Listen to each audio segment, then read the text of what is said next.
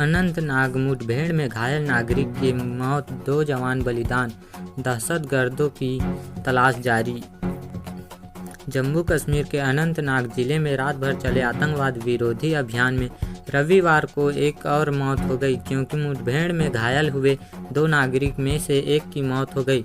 अधिकारियों ने बताया कि शनिवार को आतंकवादी गोलीबारी में घायल हुए अब्दुल रशीद डार ने रविवार तड़के यहां एक अस्पताल में दम तोड़ दिया। अधिकारियों ने बताया कि शनिवार को 10,000 फीट की ऊंचाई पर अनंतनाग जिले के अहलान गगरमाड़ू वन क्षेत्र में आतंकवादियों के साथ भीषण मुठभेड़ में सेना के 2 जवान बलिदान हो गए और 2 नागरिक घायल हो गए। यह गोलीबारी शनिवार शाम को सुरक्षा बलों की ओर से शुरू किए गए घेराबंदी और तलाशी अभियान के दौरान शुरू हुई, जो खुफिया रिपोर्टों के आधार पर शुरू किया गया था। कोकरनाग बेल्ट के सुदूर अहलनाग गगरमाड़ू जंगल में आतंकवादियों की मौजूदगी के संकेत मिले थे। आतंकवादियों के एक समूह ने पैरा कमांडो और स्थानीय पुलिस सहित सेना के जवानों को संयुक्त तलाशी दलों पर गोलीबारी की। अधिकारियों ने बताया कि मुठभेड़ में 6 सैन्यकर्मी और 2 नागरिक घायल हो गए थे। घायल जवानों को तुरंत नजदीकी अस्पताल ले जाया गया, जहां पहुंचने के कुछ ही देर बाद 2 जवान ने दम तोड़ दिया था। मारे गए सैन्य कर्मियों की पहचान हवलदार दीपक कुमार यादव और लांस नायक प्रवीण शर्मा के रूप में हुई है। इलाके में अतिरिक्त बल तैनात किए गए हैं और आतंकवादियों को पता लगाने और उन्हें मार गिराने के लिए अभियान चलाया जा रहा है।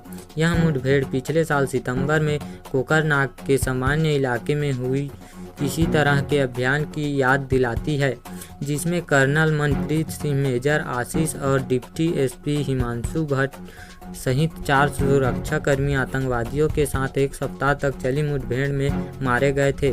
उस अभियान के दौरान लश्कर-ए-तैयबा LIT के एक वरिष्ठ कमांडर सहित 2 आतंकवादियों को भी मार गिराया था। 15 जुलाई को डोडर जिले में हुई मुठभेड़ के बाद सुरक्षा बलों ने कोकरनाग के जंगलों में अपने अभियान तेज कर दिए हैं।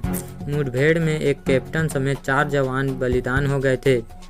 माना जा रहा है कि अनंतनाग की हालिया घटना में शामिल आतंकवादी डोडा में मुठभेड़ से बचकर किश्तवाड़ जिले में घुस आए हैं। श्रीनगर स्थित रक्षा प्रवक्ता ने बताया कि 10 अगस्त को दोपहर करीब 2 बजे संदिग्ध गतिविधि देखी गई। चुनौती देने पर आतंकवादियों ने तुरंत अंधाधुंध, हताश और लापरवाह गोलीबारी की, जिसमें 2 सैन्य कर्मी और आसपास के 2 नागरिक घायल हो गए।